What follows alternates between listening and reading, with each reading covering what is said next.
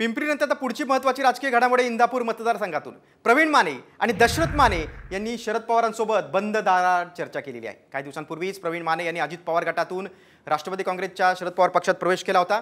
आता प्रवीण माने हे इंदापूर विधानसभा मतदारसंघातून इच्छुक असल्याची माहिती मिळते आणि त्या पार्श्वभूमीवर शरद पवारांची भेट घेणं, बंद दारात चर्चा होणं याला आता महत्त्व प्राप्त आले।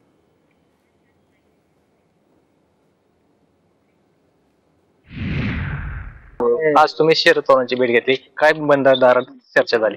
चर्चा वगैरे काय असं नाही। देशाचे नेते आदरणीय शरदचंद्रजी पवार साहेब त्यांचा नेहमीच आशीर्वाद घेण्यासाठी व त्यांच्याबरोबर संवाद साधण्यासाठी आम्ही कार्यकर्ते वारंवार या ठिकाणी येत असतो। त्याच पद्धतीनं आज देखील आम्ही आलो, साहेबांबरोबर या ठिकाणी चर्चा केली। साहेबांबरोबर संवाद करणं ही या ठिकाणी खूप महत्वाचा क्षण असतो। साहेबांचा प्रत्येक शब्द या ठिकाणी काय साहेब बोलतात हे जरी खूप उत्सुकता या ठिकाणी असते। साहेबांनी आज नेहमीप्रमाणे इंदापूर तालुक्यामध्ये पाण्याची परिस्थिती, चाऱ्याचा प्रश्न, शेतकऱ्यांना काय अडचणी, लाईटचा प्रश्न या संदर्भामध्ये साहेबांनी या ठिकाणी चर्चा केली।